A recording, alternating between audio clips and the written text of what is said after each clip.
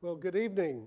I'm Graham Allison, the Director of the Belfer Center for Science and International Affairs, and it's my great honor to host tonight an extraordinary forum with a quite unusual topic and a very unusual panel. So we're fortunate to have what I hope is going to be a really exciting evening. The topic here on the 100th anniversary of the beginning of World War I is the question that was set: could World War I happen again? And that's actually going to be my first question to our panelists. The panelists, you have their resumes in your program, so I won't read those to you, but I would say we have in the group here in Etel Solingen, who's a professor at the University of California, Irvine, somebody who's a leading political scientist who studies historical phenomenon that may be relevant for informing current policy. In our colleague, Dick Rosencrance, we have a professor here at the Kennedy School who was previously a professor at UCLA and at Cornell, and who's been the co-organizer and co-author of a volume, which he's brought the first copy of, on World War I, called The Next Great War, which will be published this fall, December 1st. And he'll say something more about that.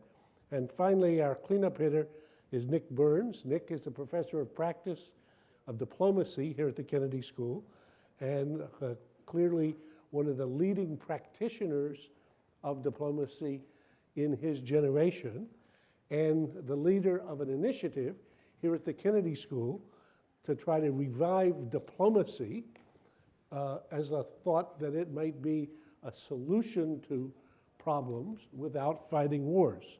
A radical idea in the US, I know, but nonetheless, I think a very worthy one. So this is going to be fun, and meant to be fun. To introduce the topic, well, looking back at 1914, we're going to ask, why did World War I occur? And could it have been prevented? And looking forward, we're going to ask to the year ahead, could a great power war as catastrophic as what happened in 1914 happen in the year ahead? And if so, who could do what to make that less likely? So for many of the audience, I'm sure the thought that the year ahead might hold a great power war between the US and someone seems literally inconceivable. But I would remind you that when we make claims about what is inconceivable, this is a comment not about what's possible in the world. This is a comment about what our limited minds can conceive. So Mark Twain observed famously, history never repeats itself, but it does sometimes rhyme. So the dynamic of this discussion is whether there's some rhyme, maybe not a perfect one, but an interesting one, between what happened 100 years ago this year and what happened this year. And just to set the scene, I'm going to take about 90 seconds, and I have 3 slides. The first, you can see a picture on the board here, or on the screen. If you're not a student in my class, so since I use this in my class, for anybody else, can you guess what that is? So next slide, yeah. Can we take a next slide? Yeah.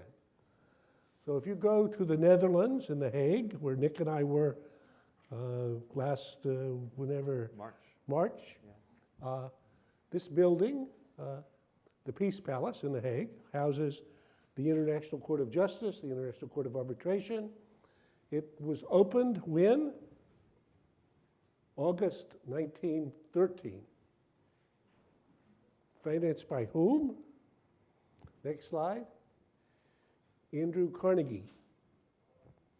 Andrew Carnegie, whom you've heard of before from the Carnegie Foundation and the Carnegie Corporation and the Carnegie Endowment and the Carnegie Libraries all over the US, was the richest man in the world in his era.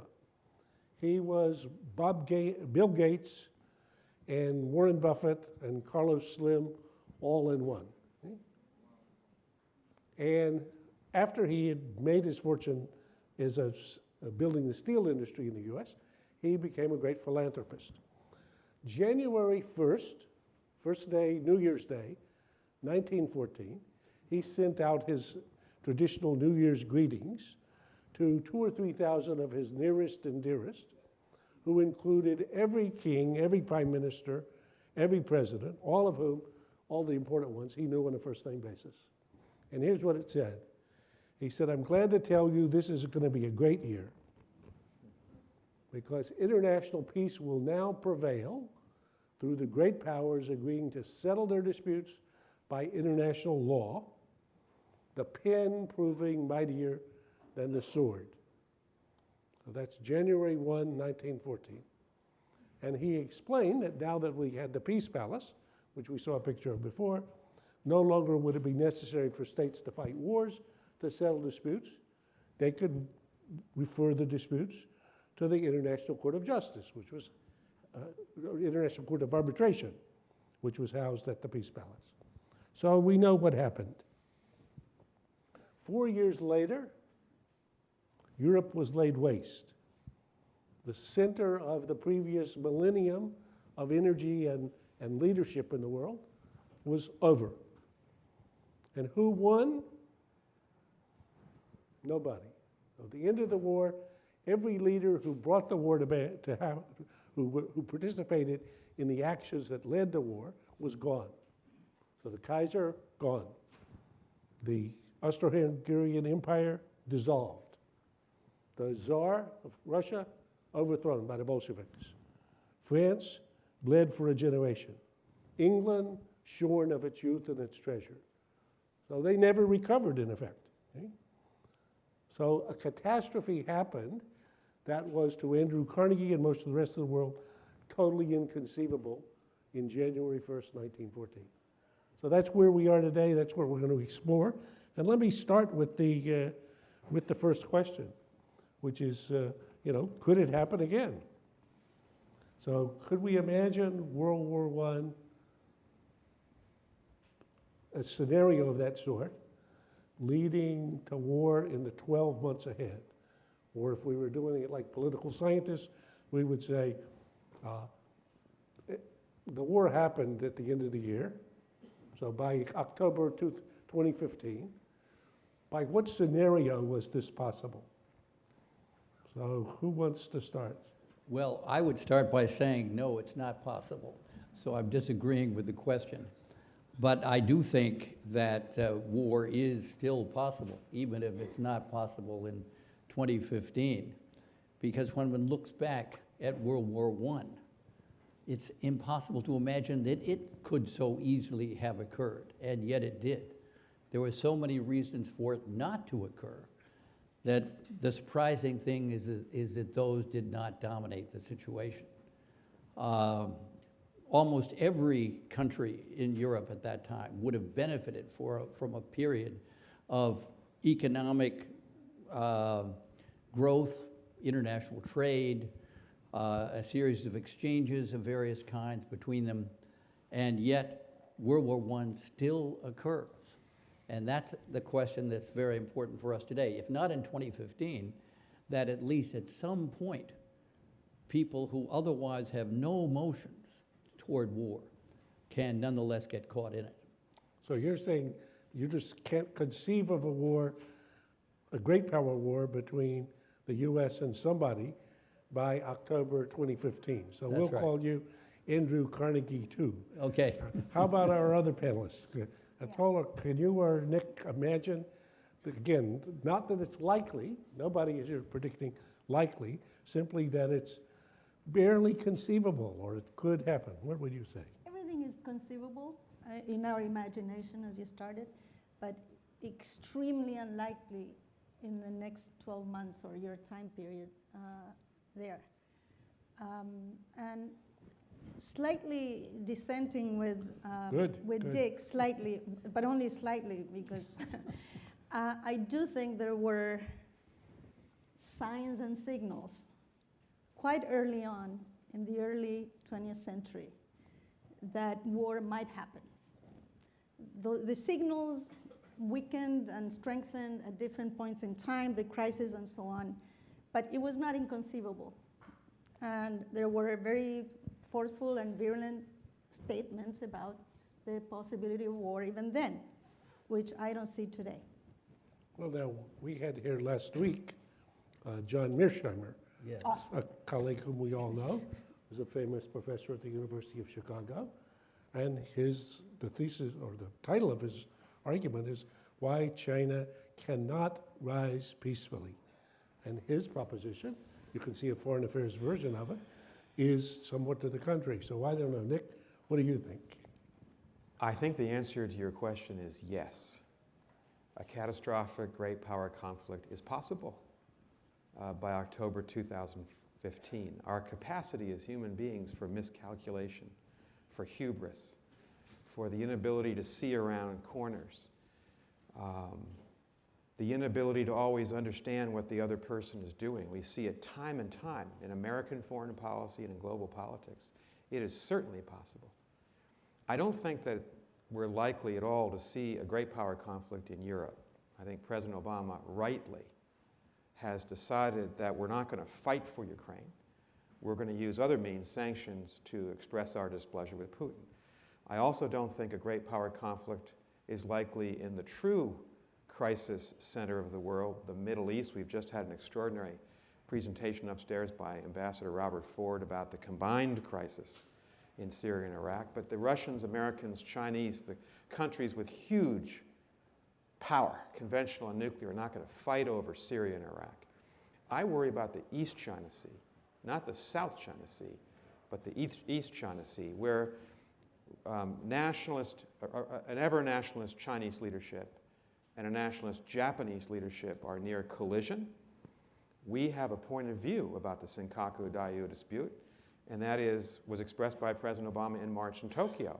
If the Japanese are attacked in the Senkaku Islands, then that does fall under the U.S.-Japan Defense Treaty, thereby possibly setting up a Chinese-American-Japanese conflict.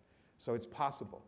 Is it probable? It's highly improbable, because I think rightly President Obama has made a point of trying to establish a working relationship with Xi Jinping. It's not firmly established, but there's a symbiosis of interest between the two. I think sufficient communication between the two that we can avoid a great power conflict. But is it possible? Yes.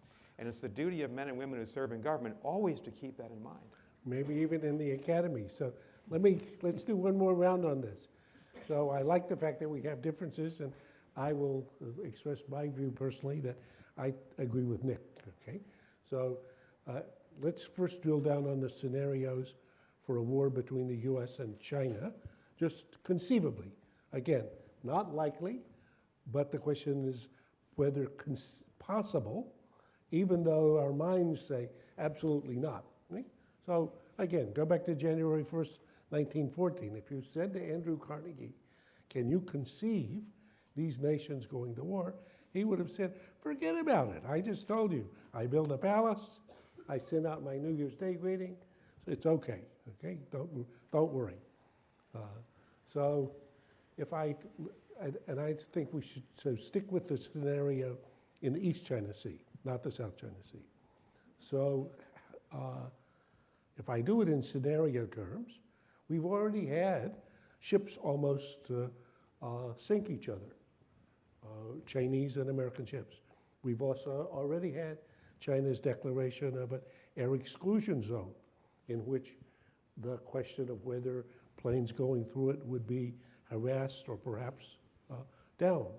We should remember, at the beginning of the Bush administration, a US spy plane was downed by a collision with a Chinese fighter. Again, maybe just at the initiative of a pilot. So here, every day in the East China Sea, you have near encounters between American and Chinese ships, and Japanese and Chinese ships, and Japanese and Chinese aircraft. So, okay, one step. So, is it easy to imagine a ship gets sunk or a plane gets down? Well, of course it is. I mean, stuff happens.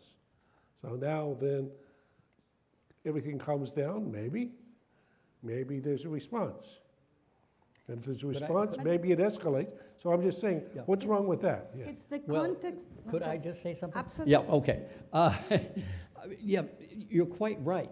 This could happen at a certain point in time. I think not in the next 12 months. But nonetheless, the key difference, I think, between now and then is you can have conflicts among your allies or even among your naval vessels, as we've seen, without it escalating to anything. So after the thing that occurred in the 90s, the planes landed. The pilots were released. There are nuclear weapons now. There were no nuclear weapons in 1914. There's every reason for things that might possibly occur to be held within limits today in a way that was not true then. Then, it was better to act first. It was better to get the offensive rolling and get the benefits of offense dominance that existed then. Offense dominance does not exist today, in my judgment. So, Etel? I agree with that, and to pile on the point, there are major differences in the context of 1914 and 2014. One major difference is that the so-called rising power, China, is not the Kaiserreich in 1914, the German Reich. Very different political entities. Yes, both authoritarian, but extremely different foundations of political economy. The ruling coalitions in China today are very, very different from the ruling coalition in Germany circa 1914, and even earlier, the period preceding 1914. At that time, protectionism ruled the world in the Kaiserreich, and increased tariffs. The German leadership was extremely dominated by a military establishment, a military-industrial complex, a navy-industrial complex, an agrarian-industrial complex. None of those things are true for China today. China is an internationalizing ruling coalition today. It derives its revenues not from customs, from duties, the way the Kaiserreich did, and it depends very much on the global economy to survive in power. That's one leading difference. But there are many things that stem from that, including, for instance, the relationship between civil and military, the civilian and military leadership. In 1914 Germany, the military extremely powerful. In China today, civilian control of the military. Militarization in 1914 as a militarization of society and state. Not so today in China, and so on and so forth. Okay, so there's a good list of differences, but Yes. each time you listed a difference, it occurred to me, for example, I mean, we have a China working group here. We were doing a China discussion of the Chinese military. If you look at the number of actions that seem to be taken that seem to surprise the Chinese leadership, it looks like the military is not the most subservient entity in every instance. So I don't know, Nick, you look like you had a Well, had a Graham thought. is fond of quoting the Washington maxim, where you stand is where you sit. And where I sat for most of my career was in Washington or in an embassy or consulate. You have significant government experience. And one of the things that you always have to keep in mind, and that your superiors urge you to keep in mind, especially when you work for the strongest state in the world, is what could go wrong? What's the worst thing that could happen? And as you propose a policy solution to any issue, a Secretary of State is going to say, but okay, before we march down that road, what could go wrong? And so I'm just not comfortable with the assertion that it can't happen, we're too smart, we know too much, we're smarter than those people back in 1914. I think it's not a rational proposition for the Chinese leadership or the Japanese leadership to go to war over these islets.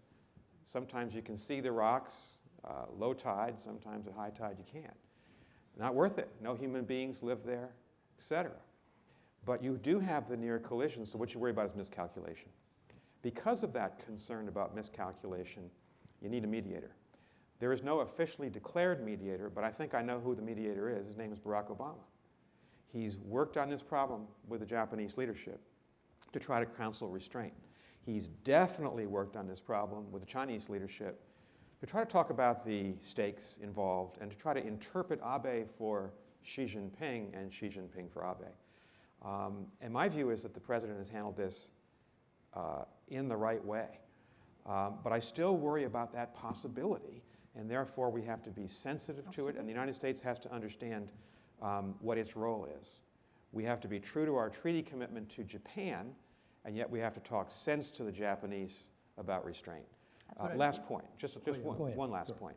I'm just reading the newspapers here, so I have no particular inside information, but if you read the newspapers and pay attention, and we have a very, very smart professor at MIT, Taylor Fravel, who studies this every day, it looks like the Chinese have been much more restrained in their deployments to the Senkakus over the last couple of months, and that gives me heart and confidence that this message of restraint by the United States is getting through.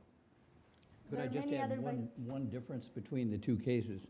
It does seem to be that now, doing exactly as you suggested, Nick, with Obama as an intermediary between the Chinese and the Japanese, let's say, not taking sides, but trying to make sure that they can work something out. That is not what happened in 1914. Right. In 1914, you have the Kaiser giving the blank check, telling Austria to do anything it wanted to, they would be backed up. I think that's absolutely inconceivable to imagine occurring today. Okay, so let me go back to Etel's earlier point. So we're doing some of the differences, but one of the sections of your book, Dick, looks at the structural stress that occurs when a rising power rivals a ruling power. Right. I've discussed this in my chapter there as Thucydides' trap. And if you look at Athens' rise and the fear in China, in Sparta, lo and behold, one thing leads to the other. And Thucydides says it was the rise of Athens and the fear that inspired in Sparta that made war inevitable. If I look at the 1914 case, it looks to me like a rising Germany creates a lot of paranoia in Britain over a decade, and particularly as you see the naval component of it. Now, it's obviously hugely more complex than that, but as we think about the Thucydidean proposition, if I ask myself, has China been rising dramatically? Yeah.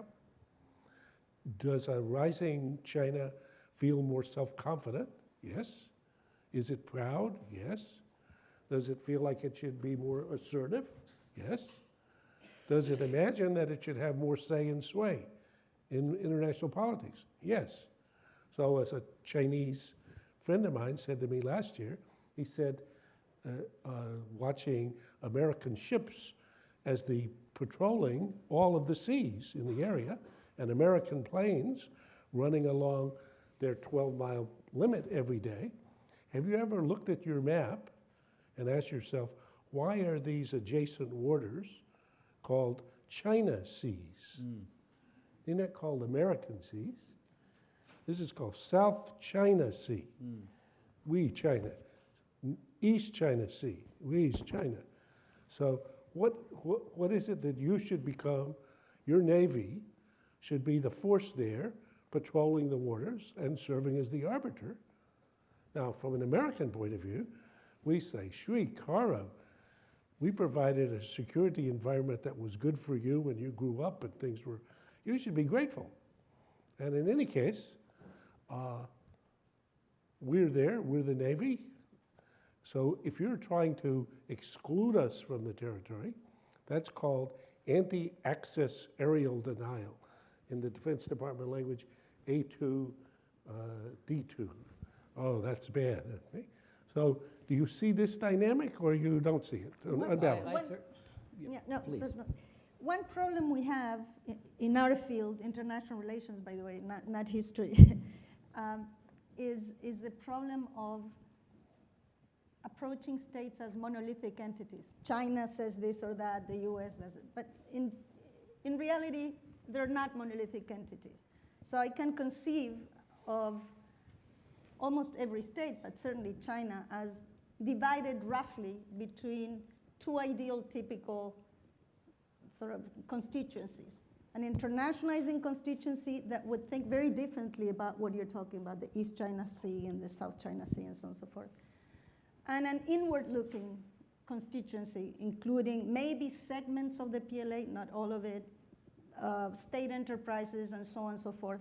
Constituencies that might stand to benefit more from this assertiveness.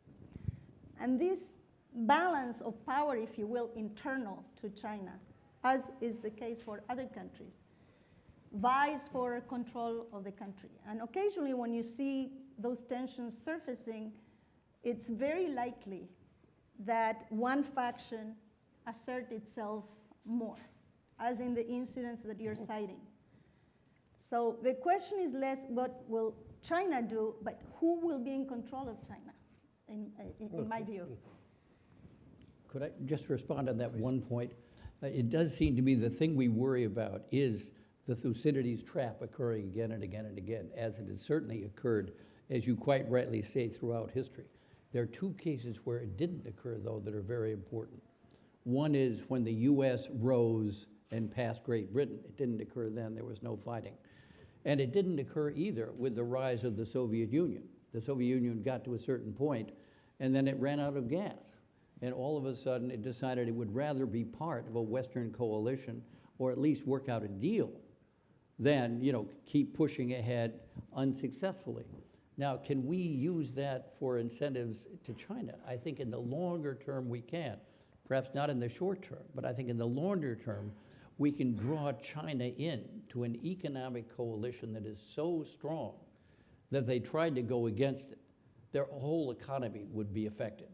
And I think when you consider how much investment they have in the United States, how they depend upon our technology, how they depend upon exchanges between countries economically, and of course, here at Harvard, we have a tremendous number of extremely good Chinese students that I hope we're seducing every day to develop a closer tie with the United States. I would say that the United States and China are indeed, in a way, monolithic entities.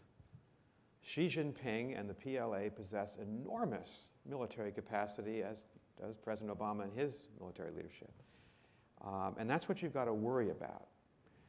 In my Great Powers class last April, our new senior fellow, Ambassador Steve Bosworth, told our students, trying to figure out how to regulate the US-China relationship will be the most difficult global challenge the United States has ever had, he said, has ever had in the history of the United States. He sees it in very big terms, the potential opportunity and the potential calamity of two great powers clashing. It's a big statement. You don't have to agree with it, but you have to understand that someone with that experience, if he says it, you pay attention to it. That doesn't mean it can't be done. No, and I was It's getting... just very difficult. that was point two. I was getting to it. Okay. So point two is, the United States and China have this very delicate balance that we're going to have to maintain with each other. On the one hand, Dick, it's your point, and it's a very good point. If we see this not as a zero-sum game, but if we see that the United States and China have a lot of responsibility for global peace, security, and that we have to confront the big problems together, like climate, and President Obama is trying to do that with Xi Jinping right now, like the cyber problems, the terrorist problem. If we're, in effect, part of the global governing body of the world together, it puts us in a much better framework to see each other as inescapable symbiotic partners for the future. And I think that's where our students, our American students, need to see the Chinese students like that. We are going to be lifelong partners. So our most important partner is going to be China on all the ways we have to confront major challenges. But here's the problem. Our most important competitor for power is going to be China. Yeah. in East Asia. So we have to be awfully good, awfully adept and sophisticated to keep the balance so that we can work together, we can compete fairly together, but not end up in a catastrophic war. We're going to have to be good every day for the next 50 or 60 years, both sides, to maintain that balance. And if we go, I like that point hugely, because it relates to, so what do we do? Okay? And I think if we connect it to Dick Rosencrance's point about that there's some cases of rise that threatened and even eventually overtook the rule that worked out successfully. Now, if we think about those cases, though, they may not make us all that comfortable. So let me just go one more round on that. So let's take the rise of the U.S. and the fear that this created in Britain. So in 1902, Salisbury, who had been the prime minister before, year before he died, wrote a very nice note in which he said, we should have crushed the Americans during the Civil War, but unfortunately now it's too late, okay? So there were plenty of Brits in the Admiralty in the first decade of the 20th century. When they said, who's the number one threat? They said it's the Americans and the American Navy. So we're all familiar with this complicated story. So here comes the Americans. Now, unfortunately for the Brits, so were the Germans coming. And they were a little closer, a little more directly threatening. So when Teddy Roosevelt, if we just go back 100 years in American history and ask how did Teddy Roosevelt regard things, he regarded it as a total anomaly that the British would have their fleet patrolling American waters in our hemisphere. I mean, as they had for 100 years when we didn't have a Navy. But once we had a Navy, he had been the Assistant Secretary of the Navy, they should be out of there. I mean, I went fishing this summer in Alaska. Okay? And if you look at the Alaska, it's a great story. There's a big blob, that's called Alaska, and then there's this funny tail that goes for about 400 miles down the coast of Canada, cutting Canada off from the sea. How did that happen? Well, there's this place where we were fishing. It's called Tongass National Forest. Yes. John Muir had gone to visit there. He said, it looks like 100 Yosemites. He wrote to Teddy Roosevelt and said, this is fantastic. Teddy Roosevelt, who was a big fan of Muir, and they had done Yosemite and all that, said, well, this must be American. So we had a contest with the Canadians. Teddy Roosevelt threatened to fight about it. We took it. So this was like Alaska, but we didn't even pay for it. So if I look and say, how that accommodation required a lot of attitude and action adjustment by the British to give the Americans some more space. Now, does that sound like us? Yes. Vis-a-vis China. Which one, now or then? Well, put aside then, I mean, I do think that we're going to have to give China more space if we're going to get a solution. After all, Bismarck brought in the British at a time when there was a balance, and the British came in and created an overbalance. It was a 4 versus 1 arrangement in 1887, and that made possible peace. The real problem in 1914 is we didn't have an overbalance in which someone like Bismarck had brought in a big coalition. We just had Triple Entente versus Triple Alliance. Neither one of those was going to be deterred. What you needed was to have the United States involved. The United States was ultimately involved, right? 1917, we came in. Suppose we'd indicated in 1914 that we'd be supporting the Triple Entente. That would have been it, and the war would not have taken place. There are all sorts of things that we can do vis-a-vis China to draw it into an overwhelming coalition. Consider ourselves and the Europeans and the Japanese. Together we have $40 trillion of GDP.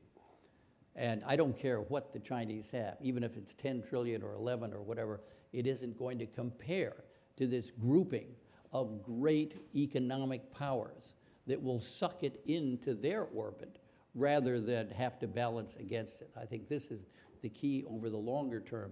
to make China part of a broader international economic entity in which we all participate. So I've said a lot of conciliatory things about China, and I meant them. I think that we need to see the Chinese as our partner. But now let me say a more tough-minded thing that I think does reflect mainstream Republican and Democratic Party views among the most likely people who are going to lead us in the future, say in 2016 and 20. And that is that the United States, contrary, Graham, to your example about Teddy Roosevelt's view of the British and the Caribbean, the United States is a Pacific power. We're an Asian Pacific country. Just look at our coastline, look at our history, look at many of our states oriented there. And, you know, we also have alliances. We have defense alliance, treaty alliances with Japan, South Korea, Australia, the Philippines, and Thailand. We have growing security ties with India and Indonesia and Malaysia and Singapore and Vietnam. And so if the Chinese just want to have a map where the United States disappears, it's not going to happen. So they need to also see us as their partner, but they have to understand the United States is not going to walk away from our interests and our treaty commitments, especially when most of those countries, most but not all those countries are democracies, especially when those treaties are designed to support a stable democratic Asia. So the rising power needs to have a mature, objective look at the established power needs to have a mature, objective look at the rising power, but the rising power needs to be sensitive to the interests and prerogatives of the established power as well. Both of us have responsibility for the balance, not just the U.S. And if you listen to the Chinese leadership, it's almost as if the United States is a foreigner in that part of the world, and that negates the history of the last 65 years. And in most of the cases, either one or the other of the two parties doesn't have the far-sighted view that you suggest. There's a reason why in the lists that Dick and I have done, 11 of 15 or 12 of 16 cases end in war. So the odds of somebody screwing it up are better than have people being far-sighted and imaginative in terms of their adjustments. So go ahead, There's please. some dissent about how many of these power transitions have been and how many actually ended in war. Right. There's all these theories of, power transition and Organsky, Kugler, and so on, and it's a little more complex than that. But I think it's an excessive concentration on this sort of systemic kind of pressures, presumably leading to war, is a problem, because we fail to see, for instance, going back to your assessment that China is a monolithic entity. Well, Mao's China may have been one, but Mao's China was different than China today, which gives you a sense that entities out there are not just perennial fixtures of the international landscape. They change according to internal developments, democracy, not democracy, accession to the global economy, or extrication from the global economy. And so those things matter. It's not just some inexorable balance of power situation that leads to war or the absence of war. Well, I think that's a very good reminder. There's no determinism in this situation, but recognizing structural stresses or the magnitude of a challenge, if you go back to Steve Bosworth's good line, reminds you that you got to do something extra and special to avoid results that you don't want to. I'm particularly concerned because many of us explain World War I exactly in those terms of balance of power, the inexorability, the bound to happen kind of situation. Not so, not so.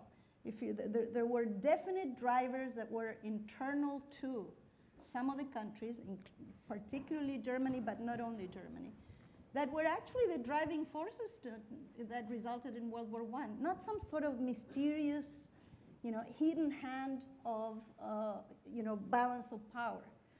You've written a lot against balance of power as sort of a defining, driver of war and peace, and I agree with that. So I think we're going to go to the audience for questions. Let me tell you how the game works. There are 2 microphones on the ground floor and 2 microphones in the loge. All questions are welcome, as long as they're brief, and they end with a question mark, and 1 per customer. And we'll start. Please identify yourself first. Thank you. Well, my name is Fred Hapgood. Will that do? Say. Well, my name is Fred Hapgood. Thank you. That's okay? Thank you. Okay. You know, if I was like trying to seriously think about what a war might look like, the big difference in 1914 is the role of air power. It's very hard to imagine China deciding to do something serious in the United States without having a serious idea about how to affect air power. And that seems like an awful long way off. Good question. Not next year, yeah. I guess I'd take away from that is that, and I very much agree with your last point, wars are avoidable if we have far-sighted leaders to be very trite about it. But the leader has to say, on the eve of the conflict, before it starts, how could this end? And I think in 1914 in August, it was a failure of imagination to think that 15 to 16 million people could be dead in 4 years. Or in 1937, 60 million people could be dead by 1945. And I think in the nuclear age, given the power of China, Russia, the United States, Britain and France, that's the first question the president has to ask, or the prime minister. And I think, Graham, if I'm not mistaken, in Essence of Decision, Kennedy at some point asked in October 1962, how many people could die between the Urals and the Rockies? Oh, absolutely. You have to start there. So, this gentleman, please introduce yourself. Good evening, I'm Nicholas. I'm French. My 2 great-grandfathers fought the First World War. Oh, My good. 2 grandfathers fought the Second World War, and that's for the legacy. My question is, we've seen a lot of focus today around the US-Chinese risk, and I commend Professor Burns' words of cautions, because if we want to prevent peace, we need to prepare for war and see it coming. And the points that some have made around nuclear weapons as the key game changer between 1914 and today, for me, is very important. But I happen to have spent almost 10 years in India, and the Indo-Pakistani relationship, and the way we have seen this relationship potentially escalating in a nuclear conflict, for me, is a source of interest and worries. And I'd like Professor Burns and the panel to address this risk as well, and how the nuclear relationship is an enabler of peace as well as of risk at a level which is really high loss. Very good question. Nick. You're right to ask the question, and thank you for asking it. I think if you had asked President Clinton or even President George W. Bush and maybe President Obama in the first couple of years of administration, where's the most likely scenario, they might have answered India and Pakistan. After that horrific attack on Mumbai in November 2008, I think the world was fortunate that Manmohan Singh was the Indian Prime Minister, because he literally pulled back. And he pulled back his population and a lot of his political colleagues from war with Pakistan. And Condoleezza Rice went out at the very end of her tenure as Secretary of State, essentially to stand between India and Pakistan and say, this can't happen. You have to figure out a way to argue over the issue of Lashkar-e-Taiba, Pakistani-based terrorist group, probably with the knowledge of the Pakistani government attacking Indian civilians. You needed a humane, far-sighted leader in Delhi to be restrained, but you can't always count on that. And Mr. Modi, I mean, he doesn't have a lot of experience in international politics. He's been a regional state leader. He's not had to confront this. I mean, God forbid there's another such attack. It's hard to anticipate how a different leader would react to it. So I think you're right. There's a stability among Moscow, Beijing, Washington, Paris, London, the nuclear weapons powers. That stability does not exist between Islamabad and Delhi. Thank you. This gentleman, please. Hi, good evening. My name is Paul, a student here, also a student in Professor Burns' class. My question is, if in the event that China's eternal political structure were to evolve in a way that becomes more representative and transparent, and given that in the West we have a common notion that democracies don't fight against each other, how does that affect the United States' strategic interests with respect to China? Thank you. I told you we're talking about domestic politics, so Yeah, maybe, Okay. why don't you you start? want to talk? Yeah. I'm happy to address that point to some extent. So I see two drivers shifting China away from a more sort of combative posture.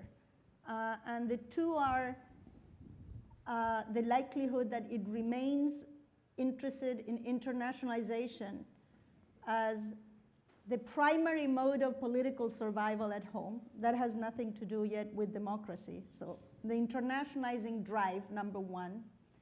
And number two, yes, there is this near law of international relations that democracies don't wage war against each other. Democracy would be superimposed on this internationalizing drive away from war. However, there is also a theory advanced by scholars who study the democratic peace that says that the transition towards democracy unleashes a period of high nationalism that actually doesn't work very well in terms of ensuring a democratic peace. Stable democracies, yes, you have some sort of regularity that they don't wage war against each other. But democratizing states undergo that period of tension, internal tension that may not, particularly hyper-nationalism, that may not work very well over that period. Now, if democratization happens in tandem with a sustained drive towards internationalization, maybe those dangers are lesser. But if democratization happens in a context where engagement with the global economy is less robust, then you have a much more tricky situation. Well, I would simply say, in regard to Nick's point, yes, you're right, and the American Secretary of State was there on the frontier, et cetera, but deterrence worked. Pakistan did not attack India, India did not attack Pakistan. In some of these key cases, they certainly bluster, and they send all sorts of terrorists into each other's country, but they still don't fight it out in nuclear terms. And I think that's what we have to accept vis-a-vis China. Obviously, we're not going to keep China from rising. It's going to rise. Will that be peaceful? Mearsheimer thinks not. I think it depends on what you mean by peaceful. If you mean by peaceful, will it be love and hugging everybody? It obviously isn't going to be that kind of peace. But if you mean that you can control the kinds of expressions of conflict that might otherwise take place, I think the answer is yes, you can control those. And we would be aided by the Japanese, the Europeans, and a whole series of East Asian states in dealing with China.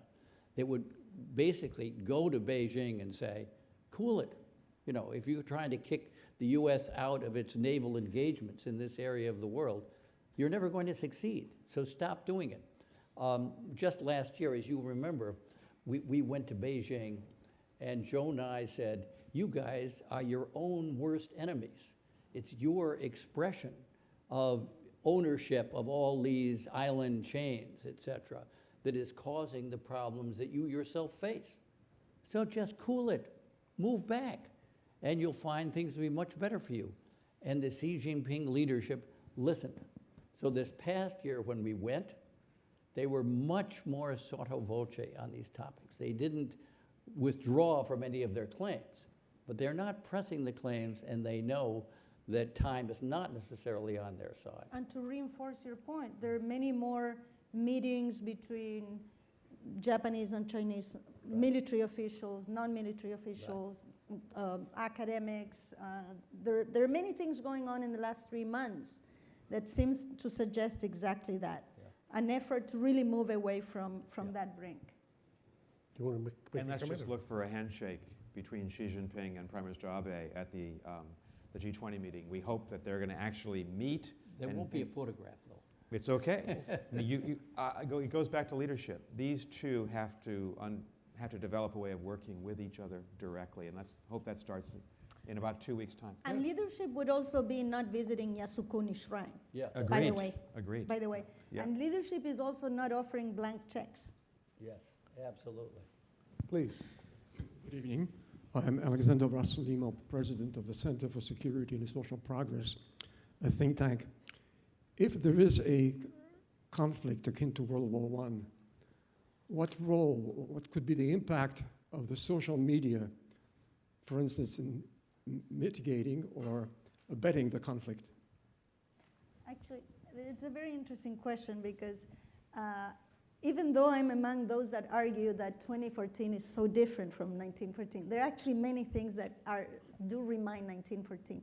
This is one of them. There was an explosion of media, not as we know it today, in different form, newspapers and so on, at the very beginning of the 20th century.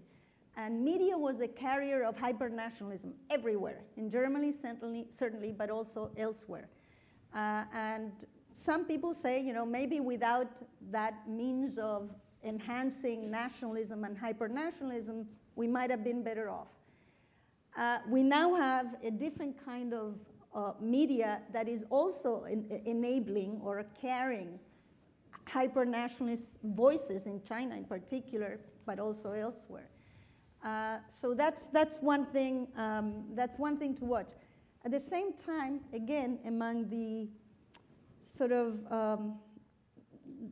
positive developments recently, apparently the Chinese leadership is clamping down on certain terms. For instance, boycott Japan has been apparently excised from some of these social media. Many of the terms that were really carriers of anti-Japanese sentiments apparently are no longer enabled over that kind of media.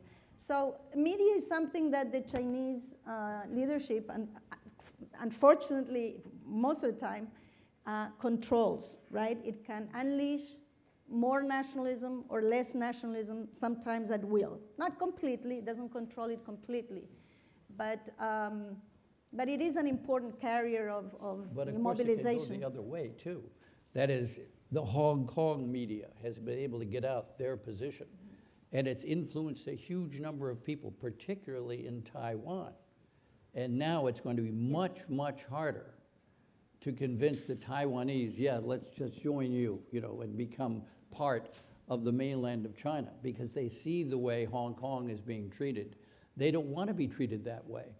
And so I think what the Chinese have done by virtue of what's happened in Hong Kong is to put off the reunification of Taiwan with the mainland for at least a decade and maybe longer, because they have a huge bad press now in a whole series of countries owing to Twitter, owing to a whole series of things. I think if we're looking again, you can make two columns, but if you're looking for columns for things to worry about, to the extent that Hong Kong and the social media have infected Taiwanese politics Yes. in ways that make more likely Taiwan's interest in being more independent of China, if you believe that there's no way China will not fight for Taiwan, we have another scenario if we're trying to say, what could you conceive? Let's go to this gentleman, please. Thank you. My name is Will Eberly. I'm a first-year MPP here at the Kennedy School. And one thing I've heard a lot of conversation about the structural causes of war, the lead up to the war, et cetera. But one thing that made, in my opinion, World War I so awful and so unique and revolutionary was the absolute destructive force of the technology unleashed during the war. And so I was wondering if you could talk a little bit about the potential impacts of emerging technology, defense technology such as drones or cyber technology, and our reliance on the internet in any type of potential 21st century conflict like this. Great question and a big topic. Who wants to take a short answer? You want to go? No, you go. Well, I have I think I particularly would talk about economic technology, because it does seem to me that's where technology makes a difference. It makes it possible for you to grow faster. It makes it possible for you to feed your people better than you would otherwise do. And there, I think, The Chinese are trying very, very hard to catch up, but they have not yet caught up. I mean, they've done a tremendous number of things from that wonderful place in Shanghai. I've forgotten now the number of that's attached to 60384 or something of that kind, that building that sort of penetrates American companies trying to find out what their technologies actually are. Yeah. But actually, the success of that is enormously questionable. So look at the major Chinese auto company now, which is Volvo. Can the Chinese provide the technology for Volvo? No. They're buying it from Bosch. So they have the real problem still of getting in the highest end of technology, at least in the civilian sector. Think you want to share? I just suggest that I think we've had 60 years since the dawn of the hydrogen age to build into the systems and mentality of the Russian and American and Chinese leaderships, the European leaderships, how to contain a crisis from growing into a nuclear weapons crisis. We don't have much experience with the cyber dimension. It's very new. The U.S. has established Cyber Command. We ran an Aspen Strategy Group conference 2 years ago. Professor Nye and Brent Scowcroft and myself, Professor Allison was there, trying to think about the cyber realm. And when you get to cyber warfare, does that make war more likely or less likely, especially on the cusp of war? If you have to worry about your satellites being taken out, GPS being obliterated, does it make you act more quickly and therefore in a more destabilizing way potentially? So you need to talk to the Chinese about this and the Russians about it to make sure that we all understand how that could be a destabilizing factor and thus make war more likely. Quick point? Actually, this gives me an opportunity to agree with on a previous point that this is one area, for instance, where accidents Could happen. Yeah. On the whole, though, I always think of technology, of technologically deterministic theories of war or anything else as wrong-headed. Because technology is, after all, in the hands of humans that operate it. Sometimes, for instance, the technologies of the offensive that favored the offense used to be sort of blamed for, the theories of, but in reality, there isn't such a thing. Technologies can serve both the case of peace and the case of war, right? It depends on, again, who uses why, when, and how. And this is an area that really, really is worrisome. So some sort of commitment to work on a common set of rules is really imperative in this area. This gentleman in the loge, please. Thank you. I'm a Korean journalist, so me and 15 company fly 12 hours to attend this event. So in Chinese history, they always want to be the number one in the world. So if you were Chinese, what is the way how to be the number one in the world for Chinese view? So I want to know about it. And if there is some way to relate it with North Korea. Okay. I think that's a very authentic expression of a very understandable instinct and helps us see this dynamic. So what do you guys want to say about it? I think the Chinese leadership is very sophisticated about the world. And there's no inevitability that every Chinese leader would seek global domination. I think they understand that Japan's powerful, that India is powerful, that the United States is powerful, and they need to share the space with us. The questions always are, which part of the space? Where do we work out the rules of the road? But I don't see, if you read Kissinger's brilliant 2000 book on China, I think he's pretty convincing that you cannot make a case that China is trying to dominate the world. They want to be the strongest power in Asia. And there's where the coming tension is with the US alliance system and China. But I believe with good leadership and a lot of work between Beijing and Washington, we can keep the region peaceful and compete peacefully. So if I could take one bite at this apple, the world's premier China watcher for me is Kuan Yew, who's the founder of Singapore. And in this little book on Kuan Yew that I published last year with a colleague, we ask him questions, and then the book consists of his concise answers. So one of the questions is, are China's current leaders serious about displacing the US as the #1 power in Asia in the foreseeable future. Now, I like Henry Kissinger's book too, but in 1,000 pages it says on the one hand, on the other, goes this way or that way. Lee Kuan Yew's answer, of course, why not? Who could imagine otherwise? Next question. But Okay. I want to address something. I didn't, are you from China? Korea. No, I'm Korean. Korea. I'm sorry, I misunderstood because there was a very interesting series broadcasted in Chinese TV on the rise and fall of empires, and I thought you might have seen that. It was a very thoughtful way of, I only saw one episode, the one on actually German, the 20th century, Germany, World War I, World War II. It was very skillfully made to basically warn China, even the Chinese leadership, one might say, to avoid the kind of destruction brought on Europe through World War I and World War II. So I thought it was a good sign of, even if you can call it indoctrination, Well, of and a recognition of the structural tension that comes from rise. right. So this gentleman. Hi, my name is Sid, and my question is, I want the panel's opinion on a particular scenario. Given like the slowing growth in China, could that mean more Hong Kong-like demonstrations within China? In that scenario, would the Chinese be more entangled domestically, and would that reduce chances of an external conflict?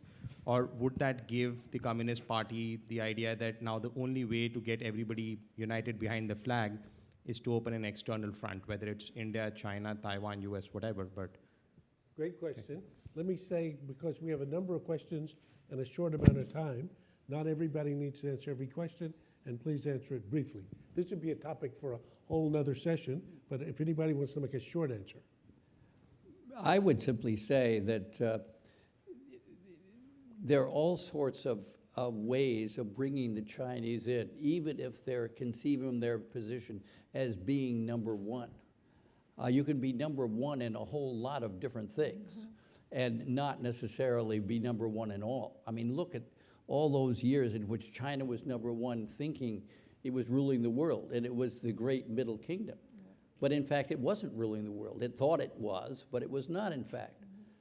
And I think that's the kind of thing that you want to do for the Chinese now, is to give them some sort of latitude in which they can express their feeling about being number one without turning the world over to them. And nor do I think they expect that, in fact, to take place. Does anybody else want to take a short bite at that? Please. My name is John Milligan White. I'm from the Center for America-China Partnership in Beijing. One of the things I'm most worried about is that the United States has set itself up for a catastrophe. Basically, the population of China is 10 or 15 times that of Japan. We have a treaty to protect Japan. Right. So if Japan were to test that, we would either be at war with China or in conflict, or we would step back. If we step back, we're humiliated. If we don't step back, it's catastrophic. Either way, Japan would have a justification, if we step back, to have a nuclear bomb. So I see us basically as being out of control of our own destiny. They are going to test us. And we aren't going to go to war with China, even though we have an air-sea battle concept. So we're going to be humiliated. So we really have to think hard about what we're doing. Well, So his question, if we translated, a great question into 1914, is have we given a blank check Yes. to right. Japan? And since at least two members of our panel said that was the worst mistake It was. that the Germans made, you presumably disagree with Nick, but we'll let you go first. well, I just disagree with the premise of the question, and I don't believe we've given Japan a blank check. Right. Stability in Asia and in Europe after the Second World War has been built on our alliances. We lead those alliances. We provide the nuclear umbrella for Western Europe. We certainly provide the nuclear umbrella for the Japanese people. George Shultz, whom we interviewed last March for a project we're working on, interviewing all the living secretaries of state, he pointed again to Japan, our most important ally. And as long as we keep close to the Japanese, And they have the certainty that the United States will protect them. It's that kind of strength that makes conflict with China less imminent and less likely. If we begin to disavow our friends because we feel that these alliances somehow are destabilizing, I think that we risk emboldening the Chinese in a way that we'll live to regret. So I think what the United States has to do, and President Obama is doing it with his rebalancing to Asia, is rebuild those alliances with our democratic allies. China will understand it and respect it if we're strong, and they'll push against us if we're weak. So it's going to take a very tough-minded American approach to convince the Chinese not to be as assertive as they've been in the South and East China Seas in the last few years. But that is a Can I blank just- check. Well, you I'd guys just like say- to add to that one point. I think the Japanese have gone through a major change over the past 5 years. They're now much closer to NATO. They're going to provide military equipment for the Europeans. And I think as a result of that, they are not going to try to determine what we do. They're much more likely to have an alliance-oriented strategy rather than one that is just bilateral with the United States. And if that's true, we don't have to choose between either backing Japan or backing China. We can get the Japanese to hold back a little bit where it is necessary to do. And up to now, we've been completely successful at that. Up to now. Jennifer? Up to now. On your Please. point on Japan's nuclearization, Please. I think, yeah. It's okay, he can hear. No, we're good, we're good. She's just making her short answer. Now, you mentioned the fear of Japan nuclearization.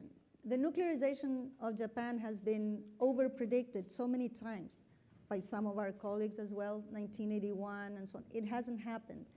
And it hasn't happened even though in recent years, the Japanese leadership has been arguably the most nationalistic in recent decades. It hasn't happened. I think the Chinese know very well that in instances where they push too far, that is a possibility.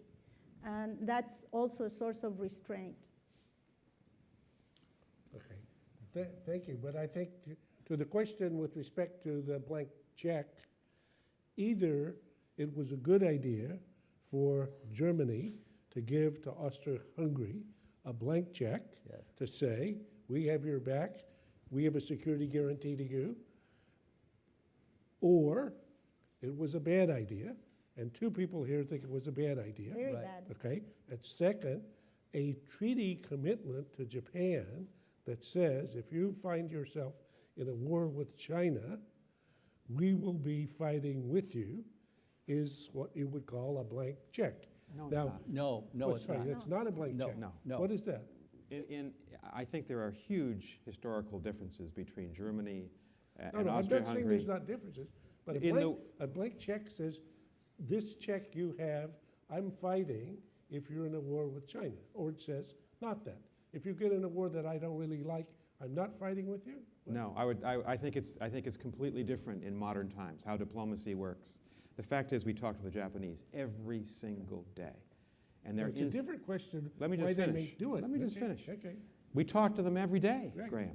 Right. And A lot. they know what we want and don't want. The Japanese leadership in Tokyo knows the last thing that Barack Obama wants is a conflict in the Senkakus. Will we defend him hypothetically if it happens? Of course we will. And the Chinese have to be convinced of that, and I think they are. But Barack Obama is playing peacemaker because he hasn't given Japan a blank check to start a conflict in the Senkaku Islands. So I would reject this symmetry between 1914 and 2014. Yeah, let me just add one point on that. I mean, there was, after all, a dual alliance between Austro-Hungary and Germany. But that wasn't a blank check until the Kaiser said on July 5th, 1914, it's a blank check. Just having a treaty doesn't mean you have given somebody else a blank check. And we will never, I believe, give Japan a blank check for all the reasons you've just mentioned. Okay. This gentleman, are you up or no? Here we are, then the last question. Good evening. My name is Matt Kennedy, and I'm one of the National Security Fellows here at the Harvard Kennedy School. 100 years ago, there was a chain of events that put forces in Europe on a collision course that ended up in war. And as we learned tonight, had one of those links of that chain or several of those links of the chain been broken, history could have been very different. Right. If we were to come to the present day, where would you put your mind and your assets and your actions to find the most critical actions to break links so that we reduce the possibility of another great war? Let me just respond to that in a very quick way. I think what you want to do is to form a coalition that is so strong that China will want to join. And maybe it's not ready to join now. But as this coalition gets stronger and stronger, both economically and militarily, at a certain point, you tell the Chinese, you can join in with us in this overarching coalition, which Bismarck did, during the 1870s, and actually which took place under the Concert of Europe for the whole period of 1815 to 1848. So you get that sort of thing going and say, you can be a charter member of this, and when that happens, we'll work out the details and our own agreements. So we haven't spoken a lot here about the global economy and the current state of interdependence, which I see as crucially important in separating 2014 from 1914. So one of the things we need to do is to ensure that we no longer have the kind of debacles we've seen in the last 5 years, because the consequences of a decline in the global economy are extremely high for China, for the future of China and all of us, and for the possibility that a different kind of coalitions, much more oriented towards war scenarios, could indeed take over under those conditions, when you don't have the ability to do business the way we do today. And the other reinforcing part of this argument is to build robust institutions at every level. There is a trilateral conversation going on between China, Japan, and South Korea on a free trade area. There are all sorts of free trade, in addition to TTP and TTIP and so on. All of these institutions, economic, security, and so on, have to be made so much more robust. They're already there. They weren't there in 1914. If they're more robust, the more we can guarantee that none of these accidents happen without anybody having a hand on stopping them from happening. Nick, we give you the last word. All right, so I think it's intriguing that the most disruptive great power actor of 2014, Vladimir Putin, has barely made an impression on all of us tonight. None of us have raised him. Yeah. That's another form. I think there's two things with the Chinese that I would venture Bill Clinton, George W. Bush, Barack Obama, John McCain, Mitt Romney, Hillary Clinton, Jeb Bush would agree on. I think it's just looking at the mainstream center of our politics, that we've got to maintain American military power in Asia, particularly our naval and air power. And that I fear an isolationist Republican right and Democratic left will not allow President Obama to do what the most important thing I think he said in foreign policy: we need to shift east. We can't be caught in Middle East wars for the next decade. We need to maintain our position strategically. That's the most important thing. The Chinese will respect that. They won't like it. Secondly, we need to think of China differently than we thought of China, Mao's China or Stalin's Soviet Union. They are our natural partner on climate, on trafficking, on crime, on drugs, on terrorism. So while we've got to be strong, we've also got to find a way to build confidence, trust, and a working relationship with them. Early test, since 195 countries are not going to get to a climate change agreement in 2015, I think President Obama and President Xi want to form a Chinese-American agreement and then ask the next 20 biggest economies to sign on. If they can do that together, it'll be an early indication that we have arrived at a place where we respect China's power. We respect the fact that they've already risen. They're not just rising, and that we need to work as partners. But the first one's important too. Without that strength, I don't think the second one can happen. Good point. So unfortunately, we've come to the witching hour. The topic, could World War I happen again? Let me see the last slide here, if we can. John F. Kennedy was thought about this question a good bit, and this quote's worth reading the whole thing, but basically looking back, particularly at Barbara Tuchman's wonderful volume, The Guns of August, he had been reading it and thinking about it actually during the missile crisis, and he loved the quote that said, "How did this all happen?" And the German chancellor said, if we only knew. So I'm not going to lose a lot of sleep over the likelihood that we have another great war in the year ahead, but I'm certainly not going to dismiss the possibility. And for illuminating it for us, let's say thanks for a great panel.